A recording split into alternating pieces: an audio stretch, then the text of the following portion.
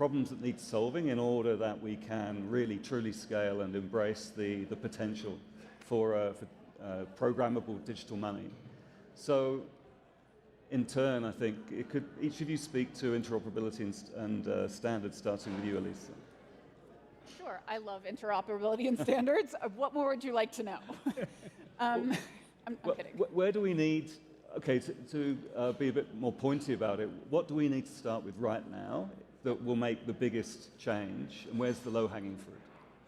Okay, so I think that's a good way to think about it. I think in standards, a lot of what I was talking about earlier is already well in motion, right? So for example, what kind of data are you collecting? What do you need? How are you doing compliance? How are regulators doing this? This is all in progress. I think the question of interoperability is a little bit more tricky, right? Because what we're seeing with stablecoins is this explosion of new types of financial instruments, which is fantastic, but it also increases complexity enormously. Yeah. And so how do you simplify that so you make sure that there's still a stable flow, right? And you make sure that everybody can access this, because right now that is definitely not the case, right? You certainly have different sectors that are using it heavily and some sectors that are not using it at all, but that should be using it. So I think in terms of, we've focused a lot on financial fragmentation and how to reduce that. And it's not just a story about one company doing it. It has to be a collaborative effort. One of the things that we're doing is working very heavily on digital public infrastructure. And this is interesting because this is the idea that you have institutions and you have governments which traditionally have not built payment rails, right? Payment rails are often built by the private sector and sort of backed up by the public sector. And now we see the public sector saying, oh, there's all these things going on. We actually have to be involved in this. And you see this movement of national payment systems, of different regulations about AI and DLT and stablecoins. And so how are all these things coming together? And so we're really working to collaborate with different institutions and different governance now on the public side to see how that can reduce some of the problems with interoperability that we have from this hugely fragmented sector. Great, thank you. Ahmed.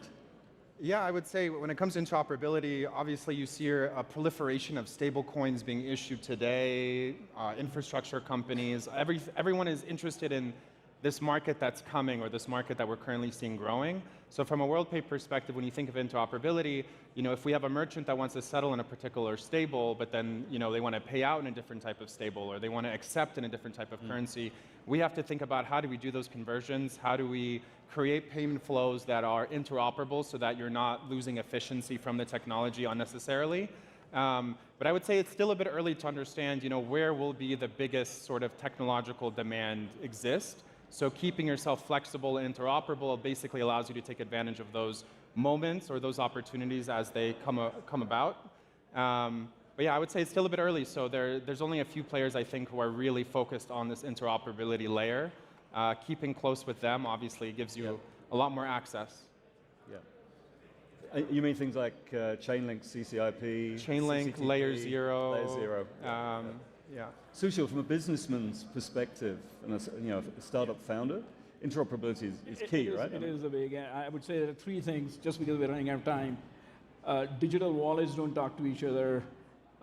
Chains don't talk to each other. I mean, these are all the issues because we have liquidity pool. Just take USDC. You got liquidity pool in Hedera. You got one in other chains. And we actually worked with Circle on this, where we had a transfer API by which we could tap into Ethereum and other liquidity pools. So that is a big issue for us. And the third is universal ID. I mean, there is OpenID as an organization that's doing work on it. But that's the biggest barrier that we have right now in crypto and everything else that we're doing in expanding is the fact that the chains don't talk to each other. And I'm looking for Chainlink and I guess Layer 0, hopefully they solve the problem. Yeah. Well, I think those changes are coming. From what I understand, they're problems that are very well understood, and the right people within the Hedera ecosystem are focusing very heavily on improving cross-chain liquidity and interoperability. So I think good things will happen. We've run out of time, which is devastating to me because I had lots of really, really cool questions to ask, but maybe I'll save them for next time or